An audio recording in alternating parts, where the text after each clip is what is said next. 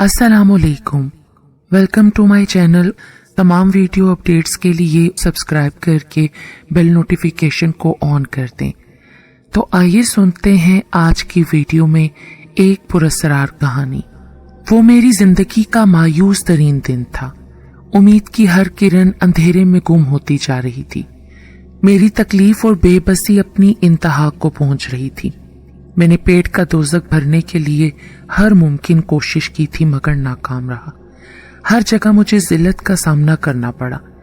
वैसे तो मेरी जिंदगी तकरीबन 1 साल से सख्त बहरान का शिकार थी, मगर गुज़िश्ता 4 दिनों से पानी के अलावा कोई और शय मेरे हलक से नीचे ना उतरी थी। मुसलसल फाका कशी की जिंदगी से मेरा जिस्म बहुत कमजोर हो रहा था। मैं नकाहत से अपने बिस्तर पर लेटा हुआ था और मौत के खौफनाक कदमों की चाप को अपने करीब आते हुए महसूस कर रहा था।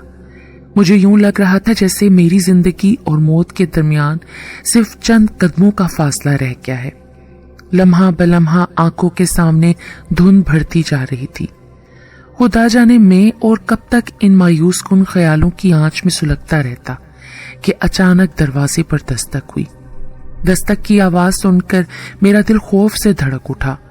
मुझे ख्याल हुआ कि शायद मकान की मालिका अपने किराए का मुतालबा लेकर आ गई है, क्योंकि मैं गुज़िश्ता कई महीनों से मकान का किराया अदा नहीं कर सका था। खुदा मेरी हालत पर रहम करे। मुझे उस वक्त खुद पर बहुत तरस आ रहा था। थके थके मायूस और बोझल कदमों से चलकर दरवाजा खोला। मेरे सामने 2 निहायत मुहज्जिब आदमी खड़े थे। फरमाइए, मैं आपकी क्या खिदमत कर सकता हूँ? इरफान अली आपका नाम है? उनमें से एक ने मुझसे पूछा। मैंने अस्वात में सर हिला दिया। तो फिर हमारा ख्याल है हम आपको तलाश करने में कामयाब हो गए। हमें इरफान अली वल्द कुर्बान अली की तलाश है। आइए अंदर तशरीफ लाइए, मैंने दरवाजे से हटते हुए कहा। कमरे में दाखिल होकर उन्होंने मेरा और कमरे का बड़ी गहरी नजरों से जायजा लिया। उनकी मुतजस्सिस नजरें मेरी हैरत में इजाफा कर रही थीं, मगर इखलाकन जब्त किए खामोश रहा। खुदा जाने कौन है और क्या चाहते हैं। मैंने कमरे में पड़ी हुई कुर्सियों पर से गर्द साफ करते हुए सोचा। जब वो बैठ गए तो मैंने हैरत से पूछा, फरमाइए आपको मेरी क्यों तलाश थी? क्या खिदमत करूं मैं आपकी? उनमें से एक आदमी ने गला साफ किया और कहने लगा, हम आपको 3 रोज से तलाश कर रहे थे। आज आखिर हम आपको तलाश करने में कामयाब हो गए। हम आपके दोस्त हैं। अगर आप तकलीफ महसूस ना करें तो हमारे साथ सेंट्रल होटल तक चलें। ये तो हम महसूस कर रहे हैं कि आपकी हालत कुछ अच्छी नहीं है, मगर मैंने अर्ज किया ना कि हम आपके दोस्त हैं। हम आपकी बेहतरी के लिए यही महसूस करते हैं कि जो कुछ हम आपसे कहना चाहते हैं वो शायद यहाँ कहने में झिझक महसूस करें, इसलिए आप हमारे साथ होटल तक चलें। उनके इसरार पर मुझे उनके साथ सेंट्रल होटल तक चलना पड़ा, मगर टैक्सी में बैठा हुआ सारे रास्ते में यही सोचता रहा कि खुदा जाने ये क्या कहना चाहते हैं। बहरहाल उनका रवैया नर्म और हमदर्दाना था, जिससे दिल को ढारस बंदी। सेंट्रल होटल में पहुंचकर जब मैं उनके साथ सीढ़ियां तय कर रहा था तो नकाहत से मुझे चक्कर आ गया और मैं सीढ़ियों में गिर पड़ा। मेरे गिरने की आवाज सुनकर वो एकदम पलटे और मुझे सहारा देकर अपने कमरे में ले गए। मुझे कुछ कहने से पहले उन्होंने मेरे लिए खाना मंगवाया। मैं भूखे भेड़िए की तरह खाने पर टूट पड़ा। वो चाय पीते हुए बड़े इत्मीनान से मुझे खाना खाते देख रहे थे। जब मैं खाना खाकर फारिग हो चुका तो मैंने गुफ्तगू का आगाज करते हुए कहा, देखिए अब मेरे तजस्सुस को और ज्यादा ना बढ़ाइए। मेरी नहीफ जिस्म में अब इतनी कुव्वत नहीं रही कि ज्यादा देर तक किसी आसाबी कशमकश का निशाना बन सकूं।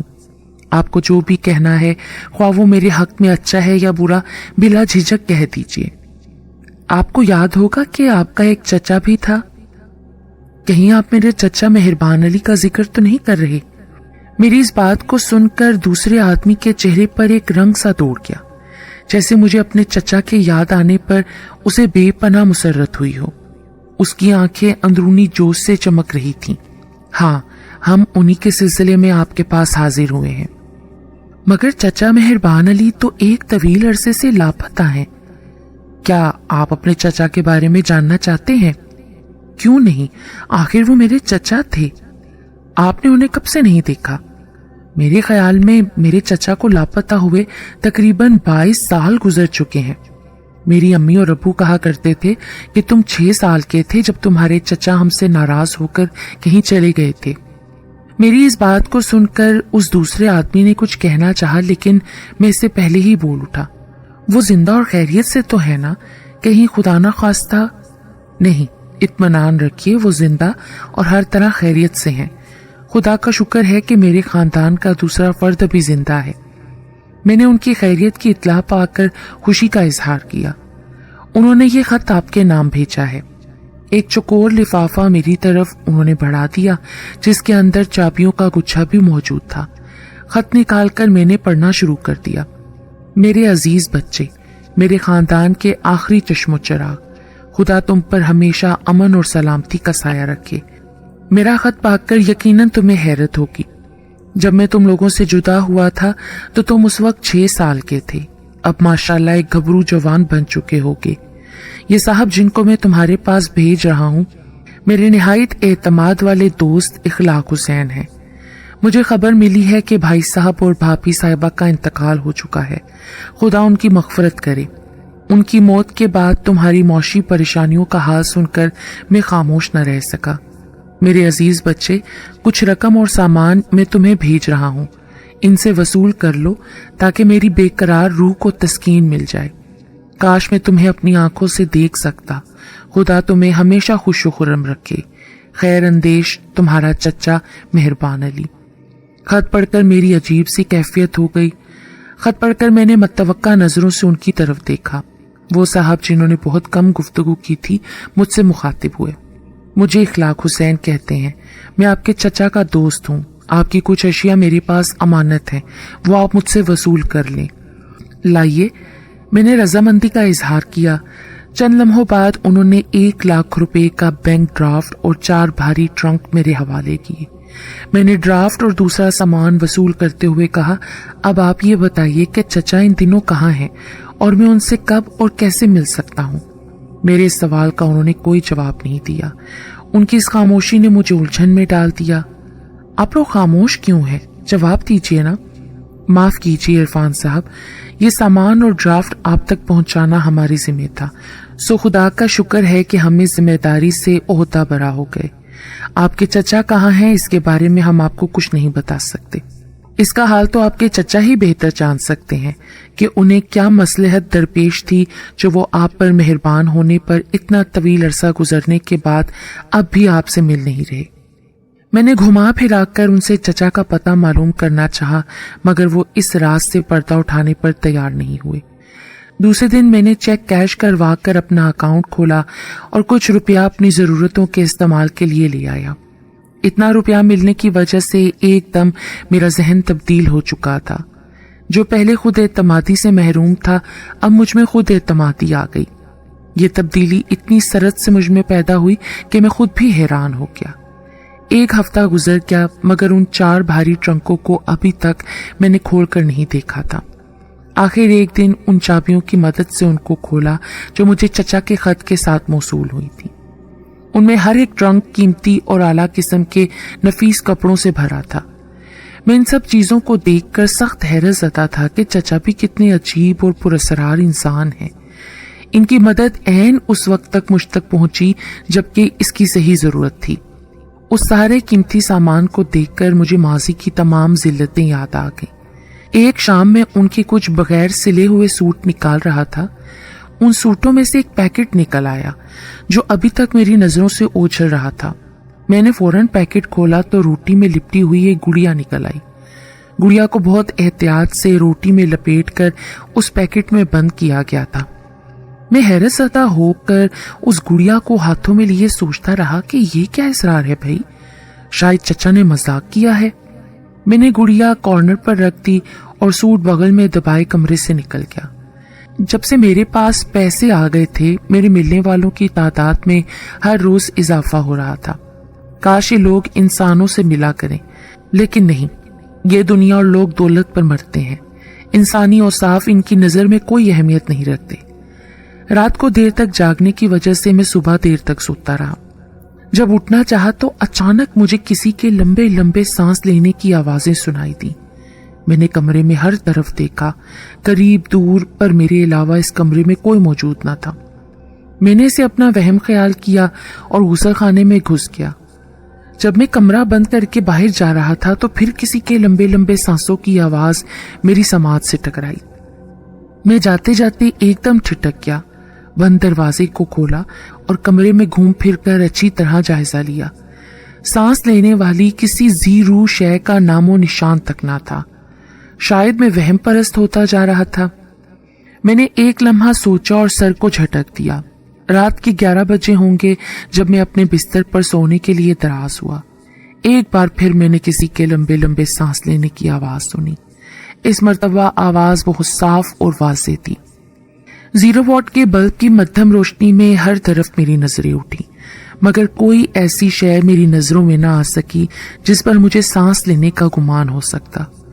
اٹھ کر لائٹ آن کی، ہر جگہ دیکھا، مگر کہیں بھی کسی ایسی شے کا نام و نشان نہ ملا جس پر یہ شبہ ہو سکتا کہ یہ سانس لے رہی ہے۔ لائٹ آف کی اور پھر بستر پر دراز ہو گیا۔ ایک دن میں یہ واقعہ تیسری مرتبہ دہرایا جا رہا تھا۔ میں نے سونے کی ہر ممکن کوشش کی مگر نیند میری آنکھوں سے اڑ چکی تھی۔ بستر پر لیٹے سگریٹ سلگا کر لمبے لمبے کش لیتے ہوئے چچا کے بارے میں سوچنے لگا۔ چچا اگر زندہ ہیں تو یقیناً مالدار ہوں گے، مگر انہوں نے جہاں مجھ پر اپنی محبت کی نوازشات کی ہیں وہاں انہوں نے اپنی شخصیت کو اندھیروں میں کیوں رکھا؟ وہ کیوں ایک طویل عرصے تک خاموش رہے اور انہیں کیسے اس بات کا پتہ چل گیا کہ میں ان دنوں فاقہ کشی کی زندگی گزار رہا ہوں؟ میں جوں جوں چچا کے بارے میں سوچتا رہا، الجھن بڑھتی رہی۔ نیند مجھ سے کوسوں دور تھی۔ میں نیم غنودگی کے عالم میں تھا کہ پھر کسی کے لمبے لمبے سانس لینے کی آواز میرے کانوں سے ٹکرائی۔ میں نے آنکھیں کھول کر اندھیرے میں ہر طرف دیکھا مگر کچھ نہ کر پایا۔ پھر آنکھیں بند کر لیں۔ اب واقعی مجھے نیند بھی آنے لگی تھی۔ صبح بیدار ہوا تو رات کو دیر تک جاگنے کی وجہ سے سر میں درد تھا۔ ناشتہ کرنے کے بعد پھر بستر پر آ کر دراز ہو گیا۔ ایک مرتبہ پھر وہی پراسرار آواز میرے کانوں میں آئی۔ بار بار اس قسم کے واقعے کے رونما ہونے سے میرے اعصاب متاثر ہو رہے تھے۔ پتہ نہیں ان الجھنوں میں کب مجھے نیند آ گئی۔ ایک تیز چیخ کی آواز نے مجھے جگا دیا۔ وہ چیخ جسے سن کر میں جاگا اتنی خوفناک اور دلخراش تھی کہ میرا دل خوف سے دھڑک اٹھا۔ یوں لگا جیسے کسی ایسے انسان کی چیخ تھی جو کسی ناقابل برداشت تکلیف میں مبتلا ہو۔ میرے ماحول اور خیالات میں اسرار کی دھند بڑھتی جا رہی تھی جس سے میری روحانی اذیت میں اضافہ ہو رہا تھا۔ اب مجھے یہ وہم ہوتا جا رہا تھا کہ جیسے یہ کمرہ آسیب زدہ ہے۔ میں اس حقیقت کا اعتراف کرنے میں کوئی عار محسوس نہیں کرتا کہ میں جدید علوم کی روشنی میں بھی قدیم روایتوں کا قائل تھا۔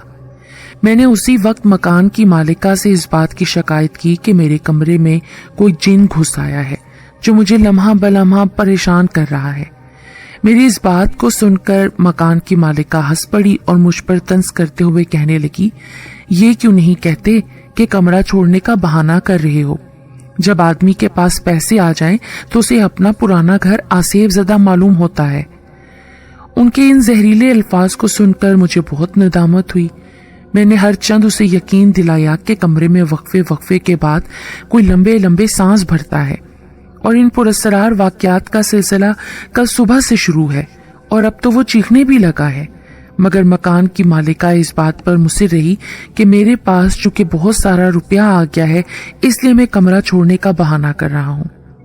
اس کی اس تکرار سے تنگ آ کر میں واپس کمرے میں آ گیا اور سوچتا رہا کہ آخر کون سی شے ہے جو وقفے وقفے کے بعد سانس لیتی ہے اور اب چیخنے بھی لگی ہے، اور اس شیطانی عمل کے پیچھے کون سا مقصد ہے۔ میں یہ سوچ ہی رہا تھا کہ ایک بار پھر لمبے لمبے سانس لینے کی آواز آئی اور اس کے فوراً بعد وہی دردناک چیخ سنائی دی جو میں ایک بار پہلے بھی سن چکا تھا۔ اب تو اس بات میں شبہ نہیں رہا تھا کہ کوئی ایسی پراسرار ہستی اس کمرے میں موجود ہے جو اپنی موجودگی کا احساس دلا رہی ہے، مگر یہ چیخ کی آواز کتنی دردناک اور پرسوز تھی۔ کاش میں اس اسرار کو حل کر سکوں۔ انہی پرگاندہ خیالات کو لیے میں کمرے سے نکل آیا۔ کوئی شے رہ رہ کر میرے اعصاب پر ضرب کاری کر رہی ہے۔ उस दिन मैं रात को एक होटल में सोया। जब सुबह उठा तो तबीयत कदरे बहाल थी। सबसे पहले मैंने एक डॉक्टर से जाकर आसाबी ताकत की दवा ली, फिर अपने कमरे की जानिब चल पड़ा। मैंने सोचा कुछ दिन मैं किसी दूसरे शहर में गुजार रहा हूं ताकि तबीयत बहल जाए, फिर आकर कोई काम धंधा शुरू कर दूंगा। कमरे में आकर कुछ सामान अटैची केस में बंद किया और कमरे से बाहर निकल आया। मैं तकरीबन 1 महीने तक मुसलसल सफर में रहा। कभी किसी शहर कभी किसी शहर में 1 महीने की आवारागर्दी की। मुझे जिंदगी का सही लुत्फ आया। अब मुझे इस बात का भी एहसास था कि मैंने कोई कारोबार शुरू ना किया तो ये रुपया बहुत जल्द खत्म हो जाएगा। इन तल्ख हकाइक की रोशनी में मुझे ये फैसला सही मालूम हुआ कि मुझे कोई छोटा मोटा कारोबार शुरू कर देना चाहिए। कहीं ऐसा ना हो कि ये रुपया खत्म हो जाए और मैं जिंदगी के मैदान में नाकाम और नामुराद हो जाऊं। इन एहसासात के लिए मैंने 1 माह बाद आकर कमरे का दरवाजा खोला। कुछ भी सही, पर मैं ये कमरा छोड़ने को तैयार नहीं था। ये कमरा मेरे लिए एक महफूज किले की हैसियत रखता था। मैंने कमरे में दाखिल होकर बड़ी मेहनत और मोहब्बत से उसकी सफाई शुरू कर दी। जब मैं कॉर्नर पर रखी हुई चीजों से गर्द साफ कर रहा था तो अचानक मुझे उस गुड़िया का ख्याल आया जो चचा के ट्रंक से बरामद हुई थी। वो अपनी जगह पर मौजूद ना थी। मैं हैरान होकर सोचने लगा, उफ मेरे खुदाया, क्या इस नन्ही मुन्नी सी गुड़िया को पर लग गए जो गायब हो गई। हर तरफ ढूंढा मगर गुड़िया कहीं नजर न आई। मेरा जहन फिर उन इसरार की धुन में उलझ गया जिनसे घबराकर मैंने 1 महीना पेशतर ये कमरा छोड़ा था। मुझे आए हुए 3 दिन हो चुके थे, मगर इन दिनों में फिर मुझे वो सांस लेने की आवाज सुनाई थी और न ही किसी के चीखने की सदा आई। अब मैं इत्मीनान से कुछ कारोबारी हलकों से ताल्लुकात बढ़ा रहा था। रात के 3 बजे का वक्त होगा कि एक तेज लंबी चीख सुनकर अचानक मेरी आंख खुल गई। एकदम घबरा कर उठा, लाइट ऑन कर दी। हर तरफ गहरी खामोशी के सिवा कुछ ना था। मैं परेशान खड़ा सोच रहा था कि फिर किसी के सांस लेने की आवाज सुनाई दी और उसके बाद वही दर्दनाक चीख सुनाई दी। मेरा जिस्म खौफ के मारे पसीने में भीग गया। मैंने हर एक चीज को उलट पलट कर देखा। चचा के भेजे हुए ट्रंकों की हर शय को बाहर निकाल कर देखा। बिस्तर के नीचे झांका मगर कहीं भी किसी जीरू के आसार नजर न आए। लाइट ऑफ की और आकर बिस्तर पर दराज हो गया। बिस्तर पर लेटे लेटे अचानक मेरी नजर कॉर्नर की तरफ गई। मुझे यूं लगता था जैसे रोशनी के 2 नन्हे से बल्ब वक्फे वक्फे के बाद जलते बुझते हों। एक बार फिर मैंने लाइट ऑन की तो देखा कॉर्नर पर चचा की भेजी हुई गुड़िया अब मौजूद है और ये रोशनी उसी की आंखों से खारिज हो रही थी। मैंने गुड़िया को उठाया, देर तक उसे गौर से देखता रहा। गुड़िया को दोबारा कॉर्नर पर रखा हुआ पाकर मुझे इस बात का पक्का यकीन हो गया कि जो मुझे कई दिनों से पुरअसरार वाकयात पेश आ रहे हैं, इनकी तय में जरूर इस गुड़िया का वजूद अहमियत रखता है। खुदा जाने क्या शय है। तकरीबन 5 मिनट तक मैं उस गुड़िया को अपने हाथों में लिए हैरानी से घूरता रहा। मेरे हाथों ने गुड़िया की हरारत को महसूस किया। गुड़िया का दर्जे हरारत हैरत अंगेज तौर पर बढ़ रहा था। उफ मेरे खुदाया, ये क्या अजूबा है। मैं किन इसरार में उलझ गया हूँ। मैंने घबरा कर दोबारा गुड़िया को कॉर्नर पर रखा तो लंबे लंबे सांसों की आवाज मुझे सुनाई दी। गुड़िया सांस ले रही थी। मैंने एक बार फिर गुड़िया को उठाकर देखा। वो वाकई सांस ले रही थी और अब तो मुस्कुरा भी रही थी।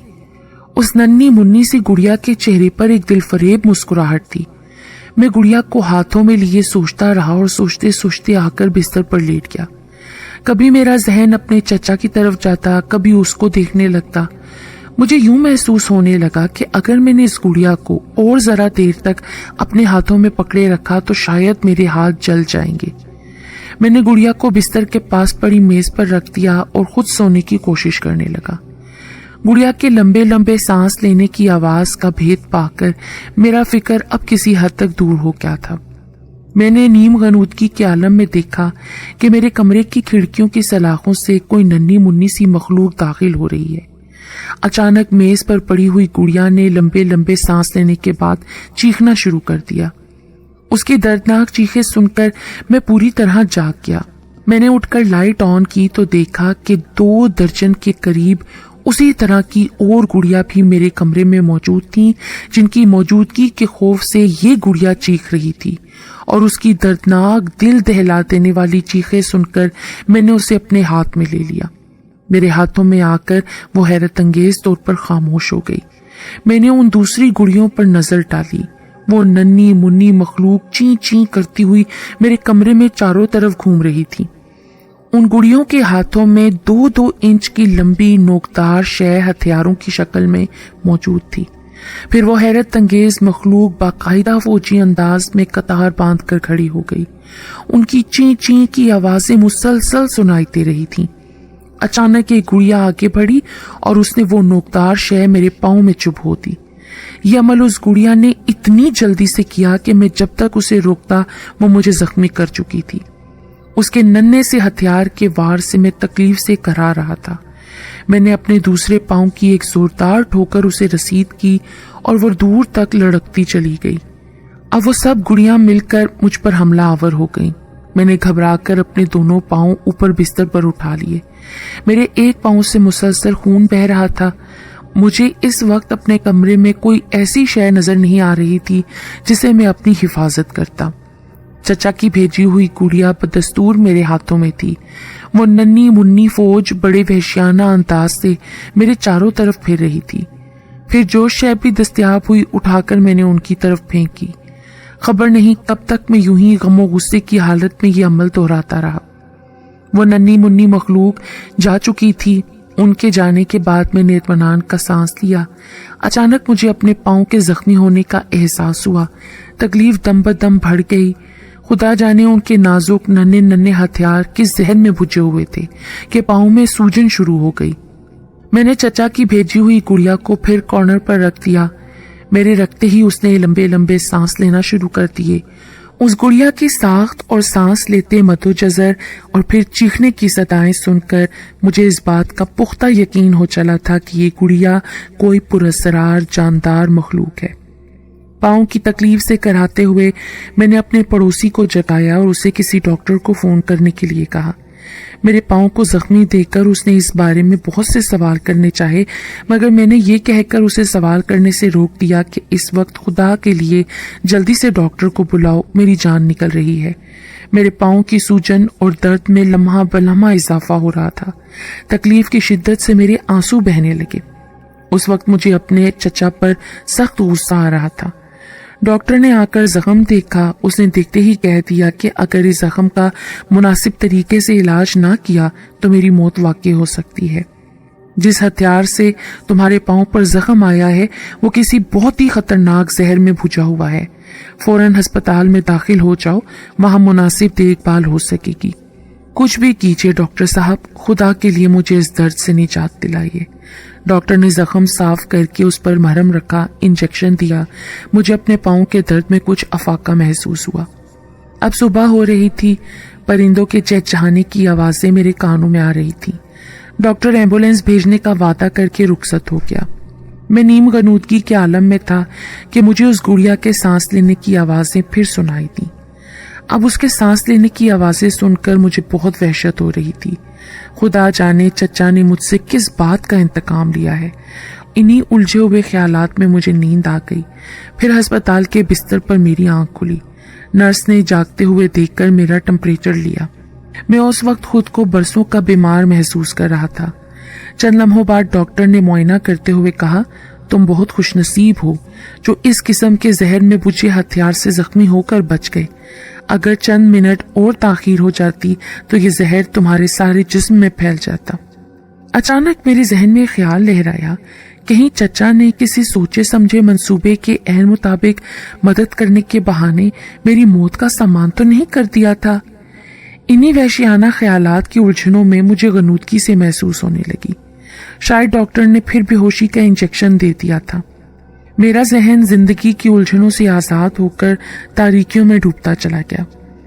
جب میں بے ہوشی کی نیند سے بیدار ہوا تو رات کا وقت تھا، ہر طرف سناٹا تھا۔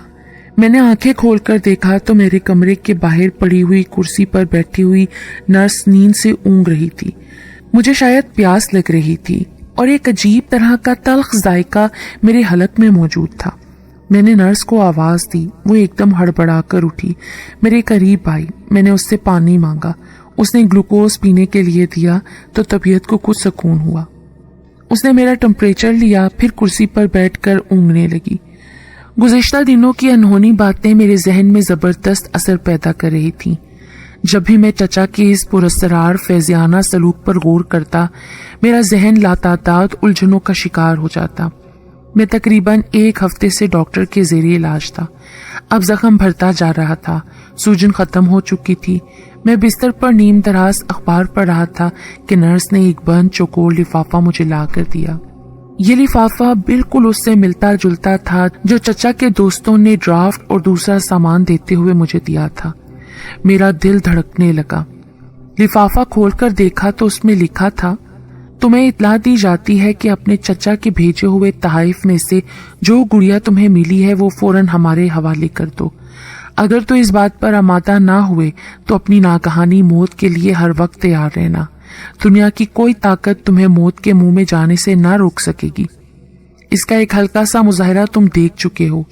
अगर तुम इसके लिए आमादा हो तो हम बहुत जल्द खुद तुमसे राब्ता कायम कर लेंगे। खबरदार, अगर तुमने इन वाकयात का जो तुम्हें पेश आ चुके हैं या इस खत का तस्करा किसी से किया तो फिर तुम हमारे कहरो गजब से बच ना सकोगे। इस खत को पढ़ने से खौफनाक धमकियों का मेरे असाब पर बहुत बुरा असर पड़ा। इस खत को पढ़कर मुझे अब यकीन हो चला था कि मैं नाकर्दा गुनाह के सबब किसी खौफनाक दुश्मन की निगरानी में हूँ, वरना उसे कैसे पता चला कि मेरे चचा ने रुपए के साथ साथ कुछ तहाइफ भी भेजे हैं और उनमें एक सांस लेती हुई गुड़िया भी मौजूद है। मेरी उलझनें अब बढ़ती जा रही थीं। ये सोचते सोचते मुझे शदीद बुखार हो गया। मैं जो सेहतमंद हो रहा था फिर बीमार हो गया। बुखार की हालत में मैंने फिर किसी के लंबे लंबे सांस लेने की आवाजें सुनी। कोई सरगोशियां भी कर रहा था। तो मुझे इन जालिमों के हवाले ना करना, मैंने पहले ही बहुत तकलीफें उठाई हैं। अचानक ये खौफनाक गैर इंसानी चेहरा मेरे तस्वुर में लहराया। उसकी शोला बार आंखों में मौत की खौफनाक धमकी पोशीदा थी। उसका कद बमुश्किल 3 फुट होगा, मगर उसका सर बहुत बड़ा था। अचानक कोई खंजर नुमा शय अपने हाथों में लिए वो मेरी तरफ बढ़ा। मैं मौत को इस कदर अपने करीब पाकर खौफ से चीखने लगा।